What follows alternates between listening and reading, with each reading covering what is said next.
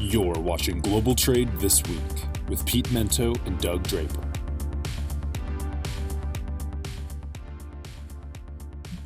Hello, everyone, to all of you, you beautiful, beautiful people who come back week after week to watch our show, Global Trade This Week, brought to you by the good people at Cap Logistics. I'm Pete Mento, and with me, as always, is my good friend Doug Draper. When the show is working right, sometimes one of us isn't here, and you have to suffer through Keenan, but not this week.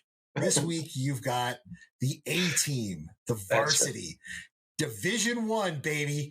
Pete Mento and Doug Draper. Doug, how are you, pal? Oh, man. Pete, I'm doing awesome. I am doing great. I appreciate you asking that. I'm ready for some global trade, and we're going to talk about it this week. And that's just fantastic. Yeah. So, did you want to chat about your weekend now, or are we waiting on that for later? You know what? I'll the teaser is I spent a couple of days, 3 days in Boston. That's your stomping grounds. I'm trying to get my my accent down. Had a wonderful experience for multiple reasons. One of them was some success my daughter had in a very important race called the Head of the Charles, but we'll dive into that at halftime. Great. I'll leave it for that.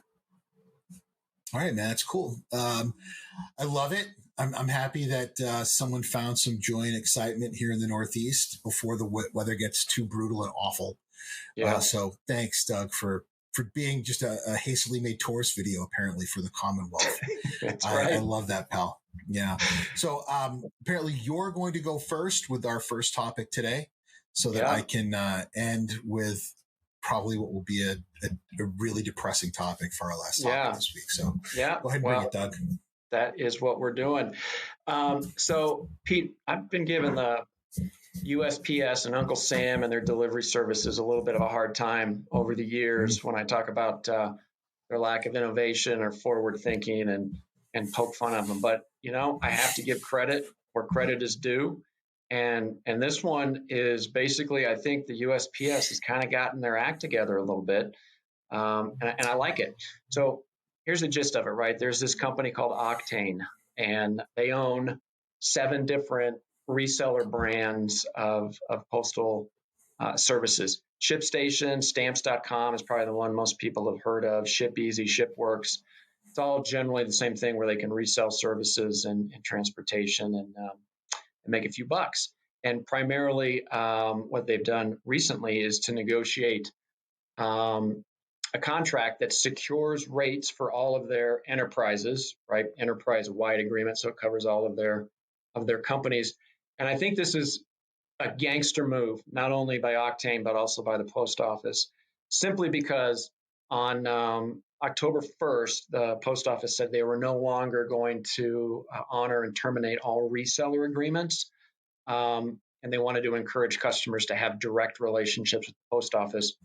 But just weeks after that, they just landed this deal with Auctane. So that's essentially an exclusive use agreement, if you will. So let's not worry about all the smaller retailers. Let's align ourselves with the big boys, which is good. And second thing, it's a proactive play, in my opinion. You got UPS and FedEx. FedEx a little challenged financially right now, trying to get back on point. And UPS staying true to their core business, just had some good earnings today.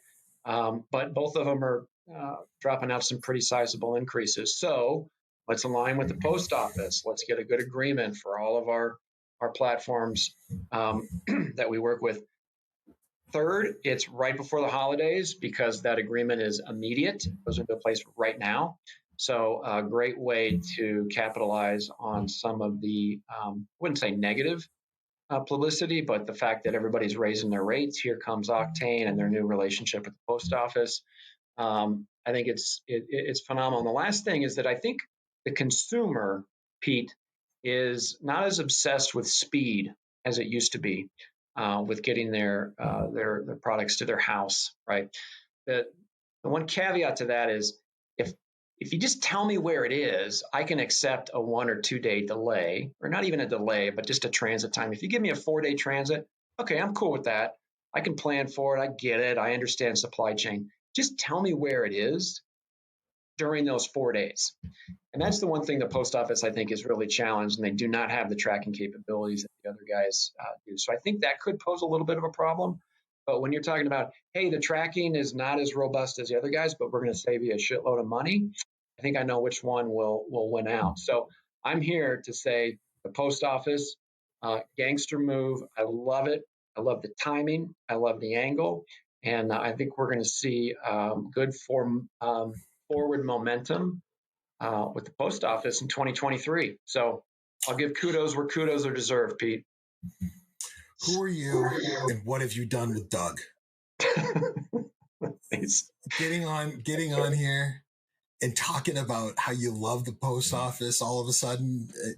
Did you suffer some kind of brain injury when you were in Boston over the weekend, Doug? No, I just, you know what? The thing about the show, Pete, is we're fair, right? We tell it like it is. And in my personal opinion, I like this move. And trust me, there's a lot of things I could bash the post office about, but you know what? They played their cards right. They played their timing right. And I think it was a really smart move, and I'll give them some kudos for that. Well, you need to continue those kudos, because for certain levels of USPS service, they have excellent tracking. I'm just gonna throw the ball up there for you, Doug. If you use certain levels of service, their tracking mechanism is actually quite good. Yeah, I guess I'm either in disbelief or unaware, and I will say more disbelief. Yeah. I don't know. I've seen the guys delivering mail in my neighborhood, and I don't believe that comment. I just can't wait for the next show when you're going to start a love letter to drones, Doug. That's probably what's next. Mm-hmm. Yep. So anyway, interesting stuff.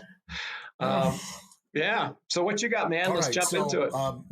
My first topic has to do with one of my pet peeves about the industry, which is a lack of standards, and some good news that came out yesterday. We were chatting a bit about it before the show started recording. The LTL World, a small group of companies inside the LTL World, have decided that they're going to start working off of one electronic standard for, I think it's bills of lading. I think it was electronic bills of lading. And to me, this is, just utterly fantastic news. It's very difficult to create any sort of technology that can be used across businesses when I'm going to use one particular standard for how I fill out documentation and for how I build certain documentation. You're going to have one, and then our customers are going to have who knows how many. One of the things I've often talked about with friends of mine in large government and then large industry forums like the FDRA as an example, the Footwear Distribution Retailers Alliance. What if there could be the adoption by all of those companies of their one invoice? The FDRA has one footwear commercial invoice, but they don't necessarily adopt it across all their platforms. If there could just be one invoice that everybody uses, regardless of industry, regardless of who they are, could you imagine what that could mean for the customs house brokerage industry if we could build our software to take in information from one type of invoice? So this is a great first step. What's unfortunate is it's a relatively small number of carriers, but hey, man, progress is progress, and I'll take it. And I think the industry is going to sit back a little bit, watch and see how this goes, take a breath, and learn from it. I don't think it's intended or it's meant to be some magic bullet. It's just a first meaningful, thoughtful step towards trying to understand how this could possibly affect change in the industry as a whole. So, from the mightiest oak come the planting of the tiniest acorns, man. So I'm just happy to see that someone tried. Yeah, I like it. Unless you're in the industry like we are, Pete, I think people don't realize how archaic some of or let me rephrase that, how manual some of the processes are that we go to. And yes, log tech and technology is starting to, just engulf our industry in a positive way. There's people like, really, what? I'm not sending stuff with fax machines, but some instances it's pretty comparable. So spot on. I agree with you 100%. It's moving in the right direction, and I like it. Yeah, there are certain customs jurisdictions, certain taxing authorities that will not accept information via email, but they will accept them via fax. It's crazy, isn't it? I've never understood it, bud, and I never will. But I guess it has something to do with security and personal information. So, whatever. Yeah, well. Yeah, so that brings us to halftime, Doug. Yeah. All right, so I'll kick this off. So I got to appreciate, first of all, my daughter, University of Kansas women's rowing, was invited for the first time since 1997 to attend Head of the Charles. It is the largest regatta, the largest 3-day regatta in the world. They had 1,700 boats and 11,000 participants zipping down the Charles River. And it was one of those deals that, it's once in a lifetime. My daughter was selected to be one of the 8 rowers. There's about 50 girls on her team, so she was totally stoked. And it was great, great opportunity. They were seated in their grouping. They were seated 29th, and they ended up finishing 10th.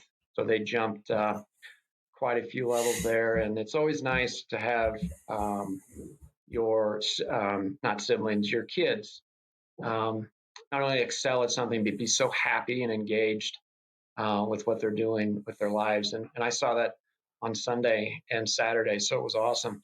But so thanks for inviting me with that. But here's some observations I had with Boston, Pete. I know that's kind of your stomping ground. So here's the deal. Number one, and I stayed on what's called the Back Bay, and it's right across from MIT, and you go down a little bit, and then there's Boston University, Boston College, Harvard, the whole bit. Everybody runs. We were walking over the Washington Street. Everybody running. I didn't realize it was such a big deal in Boston. So when you see Boston is like one of the healthiest cities, I guess running's part of it, but that struck me. The other thing, Boston's really clean. I didn't know what to expect, and the Bostonians are very welcoming. So I don't know if they were eavesdropping or providing advice, but there was twice when I was talking to my wife and my son, and somebody behind us kind of chimed in and gave us some advice. The advice was it was welcome. We didn't ask for it. They just happened to be listening to our conversation. So they gave us good advice, and I appreciate that. This one, Pete, cash only in Little Italy. That struck me, and it could be for obvious reasons. But yeah, cash only. Everywhere you go in Little Italy, loved it. Cash only.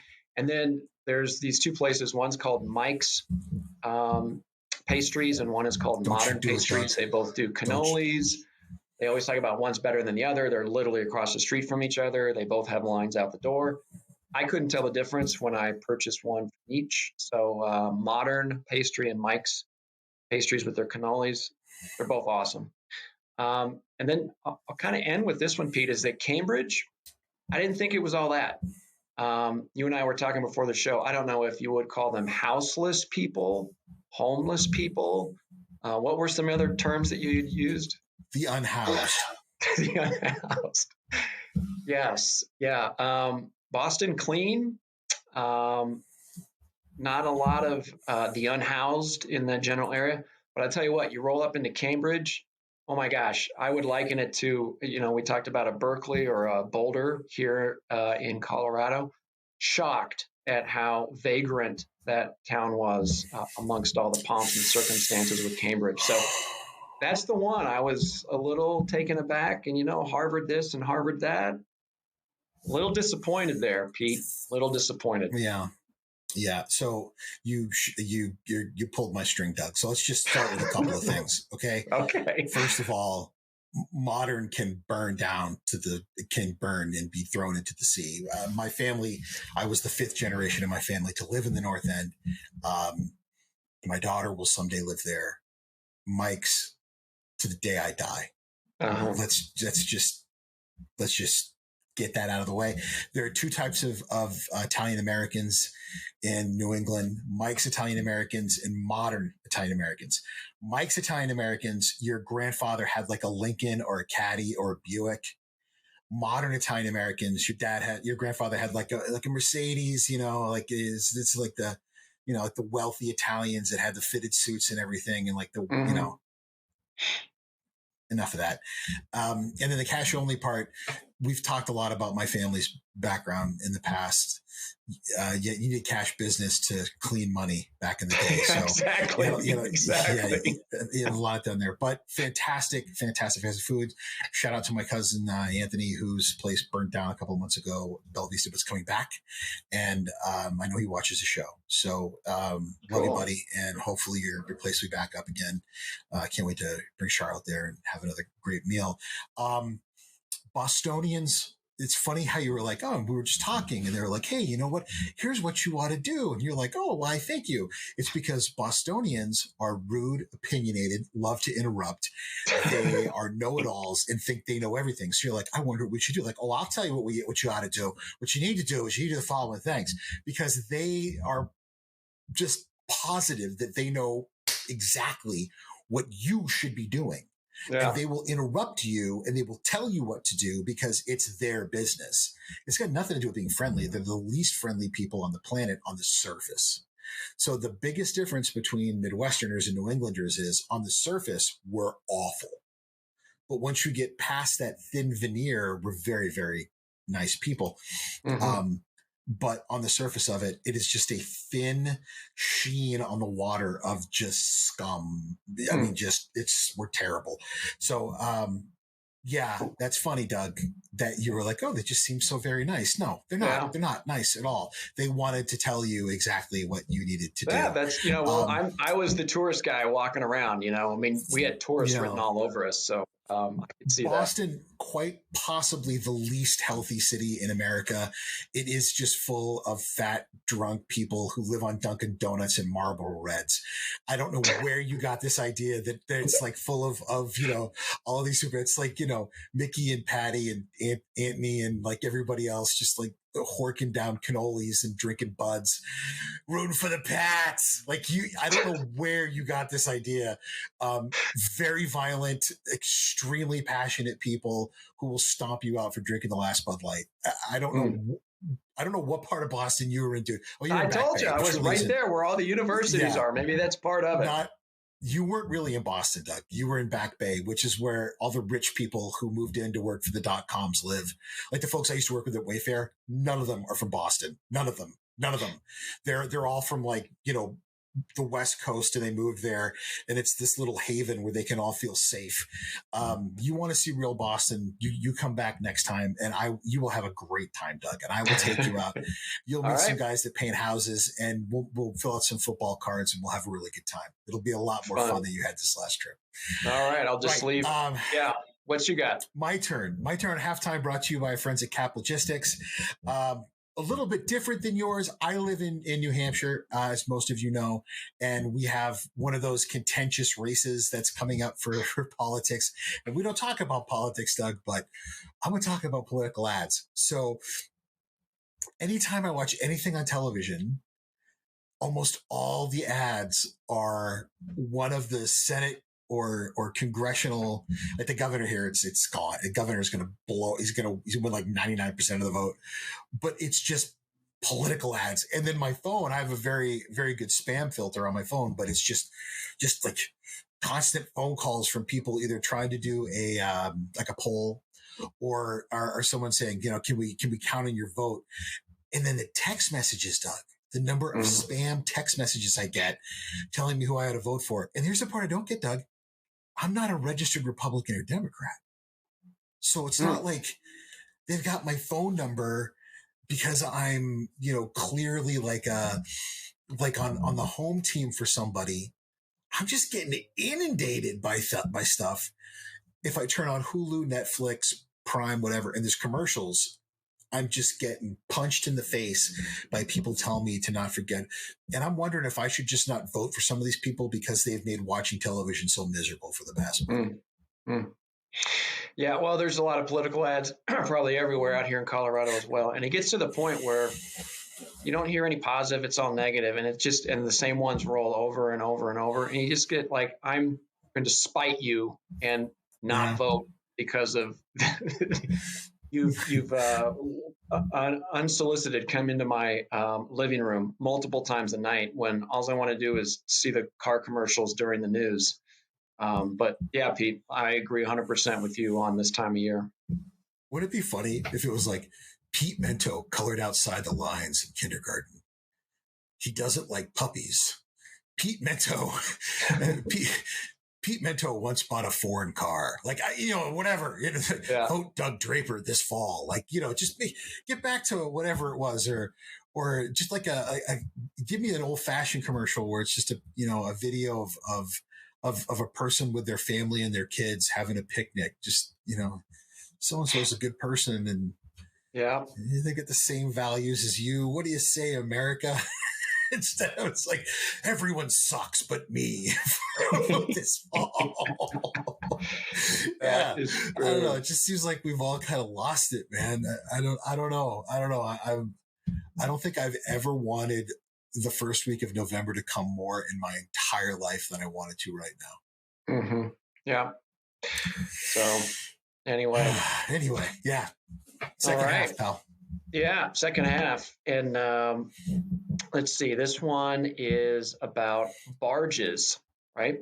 You probably have heard a little bit about lack of rain. The Mississippi River is drying up. There's not enough depth in the Mississippi River to move the barges, blah, blah, blah, blah, blah. And, what makes the headline is ports off of LA. It's tangible. You can see them, the air freight, the parcel, all those kinds of things have made the headlines for a long time. But what hasn't made the headlines at all is the barge traffic that moves up and down the Mississippi River. So the key thing there is commodities, right? Oh, the thing with barges is you take a picture of them and you have no idea, is it moving? Is it not moving? Is it just there? So it's like a still video when you're trying to create, a messaging of how crazy things are. So, but when I was doing a little research on this one this morning, Pete, the USDA says that 47% of all grain exports move down the Mississippi on the barge. And with the slowdown and the fact that barges can't move, that's going to impact farmers with delayed sales, crops potentially spoiling, higher cost to produce everything, lower yields, all those kind of things. But so the thing is that the boats are moving, they're just not moving as fast, and you can't put as much stuff on the barges, and you can't have as many barges in tow. So things are moving. So it's kind of like the trucking industry. You need more equipment because you need more equipment to move it down the river, because you can't bulk it down and have it bottom out, so to speak. So the statistic I saw this morning, Pete, as of October 10th, 185 boats that were waiting to move, and that represented 2,888 barges, because the barge is kind of the trailers behind it, if you will. And U.S. Army Corps of Engineers is doing emergency dredging and blah, blah, blah, blah. So here's the forward lean on that, Pete, is obviously capacity to get it down there. But here's the thing is, once the barges are there, they don't come back empty. They're picking up other stuff to primarily help farmers. And one of the biggest things they pick up is fertilizers and things to help next year's crop in 2023. So if there's no barges down there to pick that up, right, they can't bring it back up. So that kind of says the equipment's all out of whack. That they're supposed to be positioned here and they're not. Again, same concept as the ocean containers that we've spoken about. And so I think it's not as sexy. People aren't talking about it. I think there's a lot more indirect product that's moved on barges that you and I may not think about. But I think we're going to see some of that impact in 2023 with some of the product that we can't get back up the river. And obviously, just let's get some more rain and the problem solve itself. So anyway, I wanted to bring attention to the barge situation that's going on here domestically. It's no better than other modes that we've talked about. Big wheel, keep on turning. Yeah. Proud Mary, keep on burning. Loved it. I knew that was coming. Rolling on a river, buddy. I have a lot to say about this, but I'm going to try my best to keep it abridged. The river traffic in America is essential for not only agriculture, but also for the U.S. military. We don't probably pay much attention to that, but in the absence of clear and passable roads, river's always going to be there. Mm-hmm. And we don't have to worry about giant potholes. River's always going to be there. The Mississippi River is an interstate waterway. And because it's a U.S. port to U.S. port, it requires U.S. licenses. So when we can't put as much stuff as we want and we need more boats means more American crews. And that, my friend, is a conundrum because we simply do not have enough American mariners. We don't have enough American mariners because we don't push enough for the American merchant marine. So it's like trucking. Until we have some sort of an inducement to get more men and women to decide that they want to make a living working on the water for this country, and until the U.S. government understands that that's an important part of our forward-looking projection of power, we're never going to solve this problem long-term, Doug. Mm-hmm. So this goes into food security, it goes into national security, and it goes deeply into our country's ability to be economically secure. So yeah, river traffic might seem on the surface to be something that it's not sexy. It's not just sexy. It's positively, it's vital. It's critical to our ability as a nation to remain safe and to remain vital. So it's an important topic, man. And I wish that people paid more attention to it, but with everything else going on in the world right now and everything else going on in the economy, nobody wants to pay attention to it. Yeah, agreed. All right. Well, Cap Logistics enables us to chit chat back and forth, Pete. Want to remind our audience before we drop into your final topic, visit caplogistics.com for all your transportation needs. So on that one, Pete, bring us home. So anyone who's done any traveling overseas, anyone who's been paying attention to particularly international relations news. So we have yet another very recent new prime minister in the United Kingdom, and a lot of that has to do with economic problems in the UK, has been paying attention to the strength of the US dollar against foreign currencies. As I noted a few weeks ago, my family and I took a trip over to Europe. It was wonderful. Thank you for asking. And while we were there, I was really shocked at the power of the US dollar against the euro and the pound in particular. It felt as though I was spending $1 for every euro, just a bit more than $1 for every pound. And that's never been the case in my entire life. As someone who's traveled to both of those places a few times every year for at least the past 30 years, maybe a little longer. So it's strange to me to have that kind of buying power. But what isn't strange is when you begin to look at how that creeps into the total global economy. The dollar continues to appreciate against many currencies. And we, as international traders, Doug and I, as people who work in international trade in particular, we think in the terms of Dutch international carriers. We think of them in the terms of Lufthansa, KLM, Air France. We think of Maersk. We think of Hapag-Lloyd. We think of Chinese ocean carriers, Taiwanese ocean carriers. And the list goes on and on. But there's a broader global economy that we also think of, and that's the developing world. And that is beyond the tier of the Indias and it's the Bangladeshes. It's the sub-Saharan Africas. It's the parts of Central America that are in many instances paired with the U.S. dollar. So they're tied to the strength of the U.S. dollar. And there are ones where they're not. And what's unfortunate right now, Doug, is that in many countries, the growth of the strength of the U.S. dollar is actually so fast and so high that inflation and the buying power of many foreign currencies is dropping at a rate that it's becoming pretty much, the inflation in those countries and their ability to buy things, the buying power of those foreign currencies is becoming really scary. That the best word I can use is frightening for people who live in those countries. And the ultimate effect that we're going to see is people in these nations who are probably going to have a much longer recovery from a recession. If you were to poll 100 midline economists, not too conservative, not too liberal, and ask them how long they thought that this economy, this recession was going to last in America, most of them would say, without a lot of outside forces, like a nuclear exchange or something going on, probably 12 to 18 months, maybe 2 years, worst case. But for many of these developing economies, take Bangladesh as an example, it could be 3 to 4 years. Take Central American economies. It could be 4 to 5 years. And much of that is going to be because of inflation and an inability of people to be able to overcome inflation and to overcome the buying power of the US dollar. So it's unfortunate, Doug, but the economic games that we play and our ability to manipulate our currency and for the first world economies to manipulate their economies is going to have a downstream negative effect on these developing countries.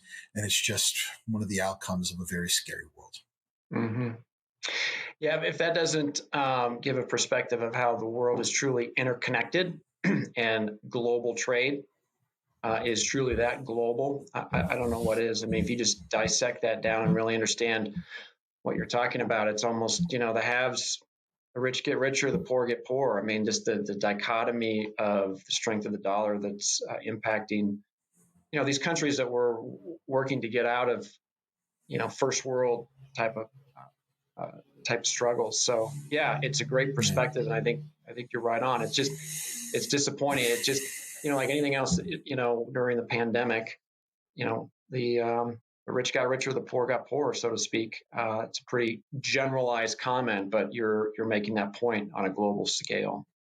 And Doug, we'll talk more about this in the end of the year show, but with all of the food insecurity, with all the problems that we have right now with purchasing power, these are the countries that are facing drought. They're facing famine. They're facing a lot of food insecurity, food unavailability. This is not the time for them not to have buying power. This is not the time for their currencies to go a shorter distance than ever before in buying what they need to try to recover. They need to buy fertilizer. They need to buy things to repair their equipment, to repair their infrastructure, to be able to feed their people. But unfortunately, what they have is going to buy less than ever before. Mm-hmm. So it's scary times to be in that position, pal. Yeah.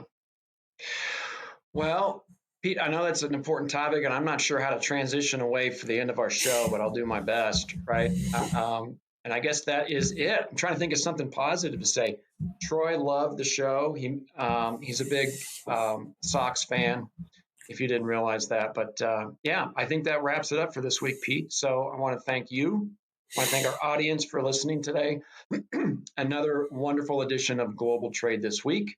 We'll be back. This week's a little bit later. I think we're going to post this midweek, but we'll be back on our game and possibly have a Halloween show. I'll tell you what, never mind. I'm not going to go down the costume route. But for here and now, I want to thank everybody for joining us. Pete, thanks again. And we'll see you all on another edition of Global Trade This Week. Thanks, buddy. See you next week. All right. Take care.